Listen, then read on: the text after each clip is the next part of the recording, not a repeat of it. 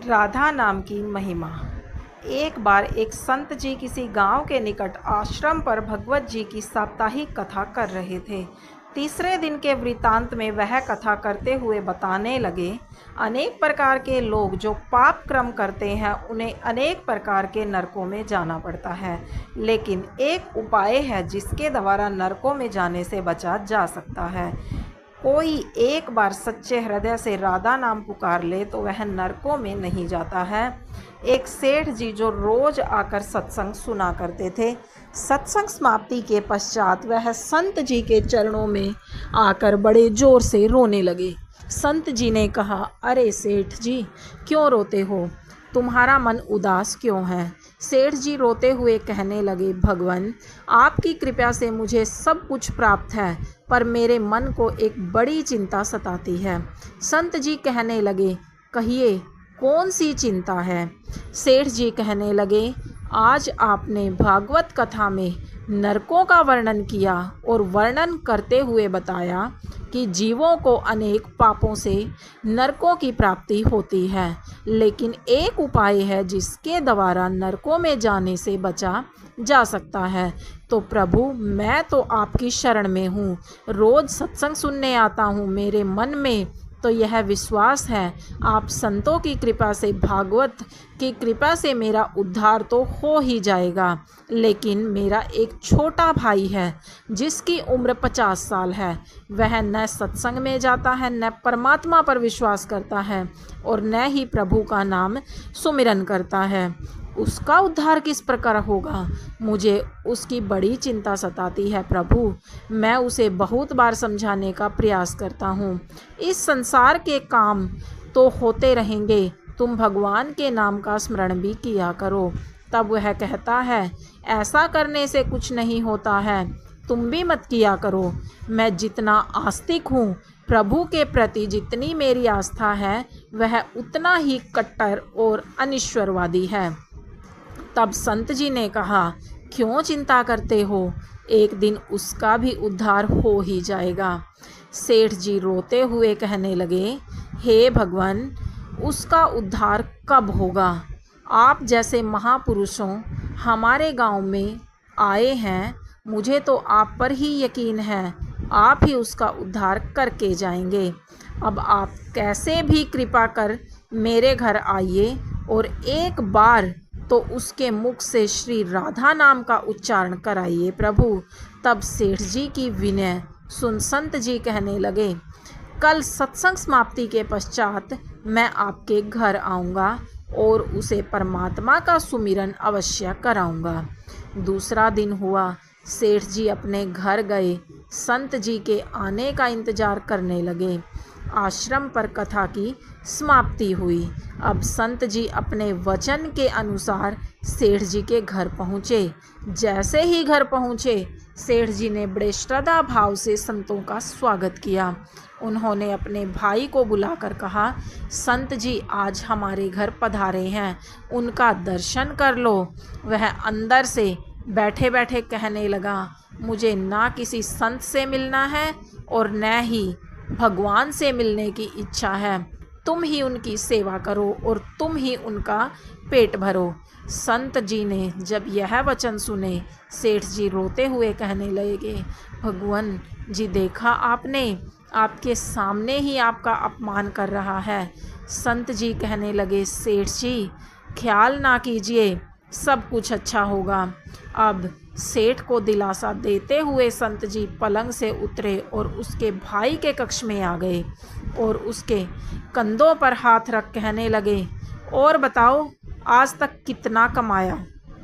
वह संत जी को इस प्रकार अपने नज़दीक देखकर कहने लगा, अपना हाथ मेरे कंधों से हटाओ। मैं ना संतों को मानता हूँ न भगवान को मानता हूँ। लोग जितने आस्तिक होते हैं, मैं उतना ही कट्टर नास्तिक हूँ। मैं भगवान को नहीं मानने वाला हूँ। आप मेरे नज़दीक क्यों आए हैं? संत जी कहने लगे, मैं तो अपना काम करने आया हूँ। संतों का काम होता है लोगों का उद्धार करना। आज तुम्हारे उद्धार का कार्य मिला है तो अवश्य करके ही जाऊंगा। वह सेठ का भाई भी बड़ा कट्टर था। वह कहने लगा, आपको किसी का भी उद्धार करना है कर लीजिए, पर मेरा उद्धार आप नहीं कर सकते। मैं कुछ भी नहीं करने वाला हूँ। सेठ के भाई को देखकर संत जी मुस्कुराए, कहने लगे, एक बार राधे राधे बोल दो। वह सेठ जी का भाई कहने लगा, मैं कुछ नहीं बोलूँगा। संत जी ने फिर कहा, राधे राधे बोल दो। वह कहने लगा, नहीं कहूँगा। फिर संत जी ने कहा, राधे राधे बोलो। वह कहने लगा, मैंने कहा ना, मैं नहीं बोलूँगा। तब संत जी पुनः सेठ जी के पास आए और कहने लगे, अब आपने मेरे ऊपर यह जिम्मा सौंपा है, अब मैं जैसा करूँगा आप बीच में नहीं आना। आप सारे परिवार वाले बाहर जाकर बैठ जाओ। जब तक मैं आपको बुलाऊंगा नहीं, एक भी परिवार वाला इस कक्ष में न आए। अब इस प्रकार सेठ जी अपने परिवार सहित बाहर आकर बैठ गए। अब कक्ष में सिर्फ संत जी और सेठ जी का भाई था। संत जी ने पुनः प्रेम से कहा, अरे भैया, एक बार राधे राधे बोल दो। वह कहने लगा, मैंने आपसे मना किया ना, मैं नहीं कहता हूँ, ना भगवान को मानता हूँ, ना भगवान की बातें मानता हूँ, मैं कट्टर नास्तिक हूँ। संत जी पुनः उसे प्रेम से हंसते हुए कहने लगे, जितने तुम कट्टर नास्तिक हो, मैं उतना ही आस्तिक हूँ। मैंने अगर निश्चय कर लिया है, तुम्हारे मुख से राधा नाम सुनकर ही जाऊंगा, और पक्का समझ लेना कि तुम्हारे मुख से राधा का नाम निकलेगा ही। वह कहने लगा, आप कितना भी प्रयास कर लो, मैं एक बार भी नाम नहीं लेने वाला हूँ। अब संत महापुरुष होते तो बड़े दयालु हैं, पर लीला मात्र उन्होंने क्या किया। उस सेठ के भाई का हाथ पकड़ा और हाथ पकड़कर जोर से घुमाने लगा। अब वह सेठ ठहरा 50 साल का वृद्ध अवस्था वाला आदमी। संत भी वृद्ध थे, पर संतों के अंदर भक्ति का तेज होता है। उन्होंने जोर से उसके भाई का हाथ घुमाया, मरोड़ दिया। हाथ घुमाकर संत जी फिर कहने लगे, कहो राधे राधे। वह कहने लगा, नहीं कहूँगा। अब तो संत जी ने जोर से हाथ घुमाकर सेठ के भाई को जमीन पर पटक दिया और खुद उसके पेट पर चढ़कर बैठ गए। और संत जी फिर कहने लगे, बोलो राधे राधे। वह फिर कहने लगा, नहीं कहूँगा।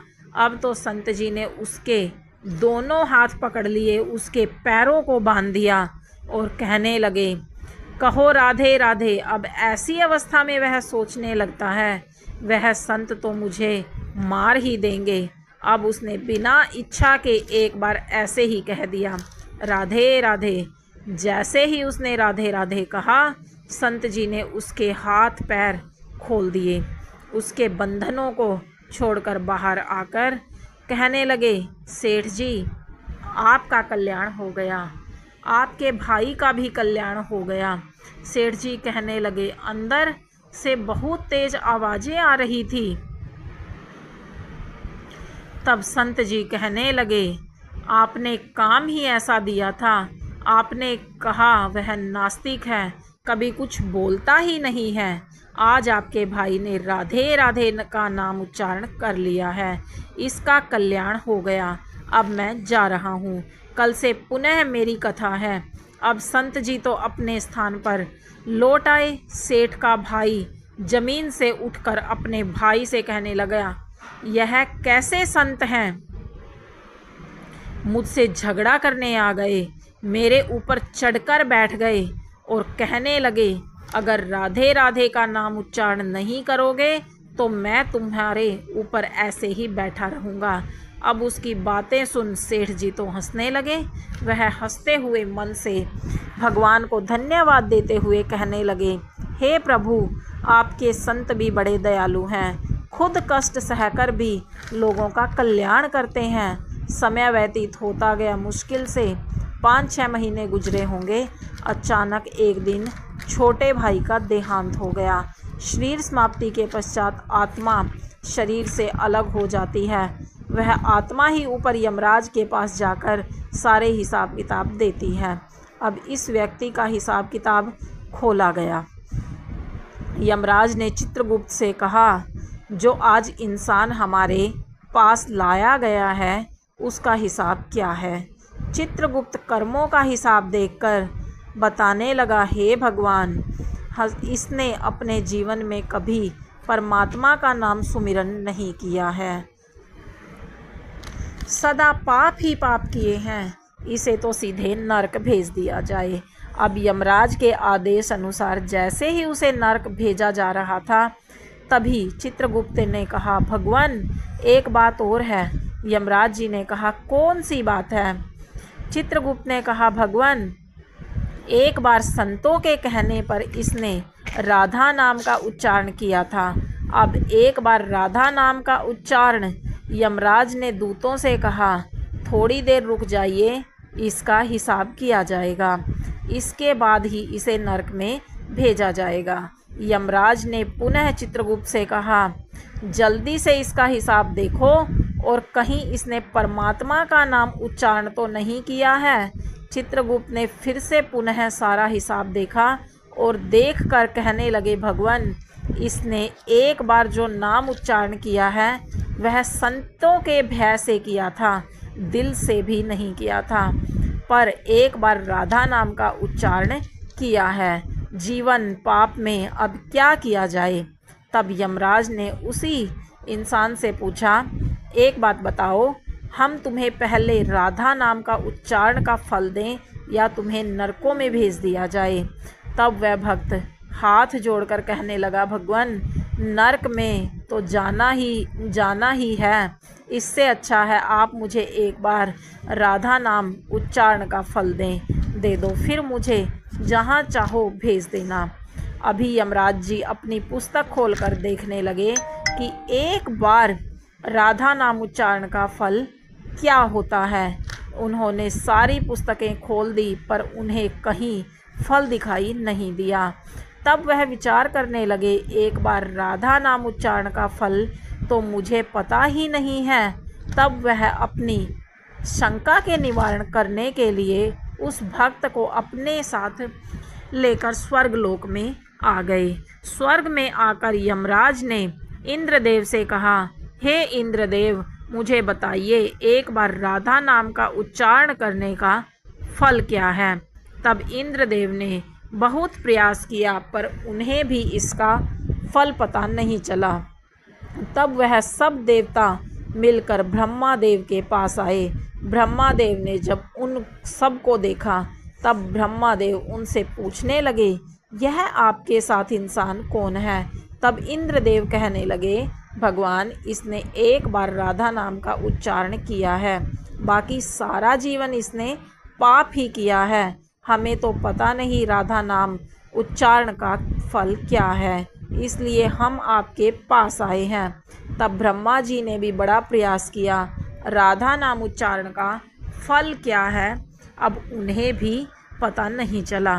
तब ब्रह्मादेव कहने लगे, हम सब मिलकर इसे अपने साथ लेकर भगवान शंकर जी के पास चलते हैं।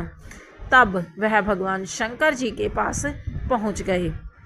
भगवान शंकर जी से प्रार्थना कर कहने लगे, हे महादेव, इस इंसान ने सारा जीवन पाप किया है, बस एक बार संतों के कहने पर राधा नाम का उच्चारण किया है। अब आप बताइए एक बार राधा नाम का उच्चारण का क्या फल मिलता है। तब महादेव जी ने बड़ा प्रयास किया पर वह भी राधा नाम की महिमा को बता नहीं सके। तब शंकर जी कहने लगे, अब हमें भगवान श्री कृष्ण के पास चलना पड़ेगा क्योंकि वही राधा तत्व को जानते हैं। ऐसा सोचकर सब देवी देवता भगवान शंकर के साथ मिलकर इस इंसान की आत्मा को लेकर भगवान श्री कृष्ण के गोलोक धाम में पहुँचे। गोलोक धाम में भगवान श्री कृष्ण राधा जी के साथ अपने आसन पर विराजमान थे। भगवान श्री कृष्ण ने सब देवी देवताओं का सम्मान किया और उनसे पूछा, आज अचानक से आने का कारण क्या है। तब भगवान शंकर हाथ जोड़कर कहने लगे, हे भगवान, यह इंसान, इसे धरती से लाया गया है, इसने अपने जीवन में अनेक पाप किए हैं पर एक बार राधा नाम का उच्चारण किया था, यमराज जी पता न कर सके कि एक बार राधा नाम का उच्चारण का फल क्या है। तब वह इसकी जानकारी लेने के लिए इसके साथ इंद्र जी के पास स्वर्ग में आए थे। फिर स्वर्ग से होते हुए ब्रह्मालोक आए। फिर ब्रह्मालोक से होते हुए यह मेरे पास पहुँचे। अब मैं इन सबको अपने साथ ले आपके पास आया हूँ। अब आप बताइए, एक बार राधा नाम का उच्चारण फल क्या हो सकता है। जब इस प्रकार बातें चल रही थी, तब श्री कृष्ण के पास बैठी राधा रानी बड़ी जोर से हंसने लगी। तब श्री कृष्ण ने कहा, हे राधिका, क्यों हंसती हो। तब राधिका कहने लगी, हे भगवान, यह अभी तक राधा नाम का महत्व समझ नहीं सके हैं। तब भगवान शंकर जी कहने लगे, हे महारानी राधिका के नाम का क्या असर है, आप मुझे बताइए ना। तब राधिका जी कहने लगी, हे महादेव, आप खुद सोचिए, इस व्यक्ति ने एक बार राधा का नाम जपा। वह एक बार राधिका के नाम जपने से स्वर्ग लोक की सैर करके आया, ब्रह्मदेव का ब्रह्मलोक में दर्शन करके आया, आपके महादेव लोक में आपका इसने दर्शन किया है। आप एक बार उच्चारण के प्रभाव से यह आप सबको साथ लेकर हमारे गोलोक धाम में आ गया है, मेरे दर्शन और श्री कृष्ण का पूजन कर रहा है। इससे अधिक राधा नाम का और फल क्या हो सकता है।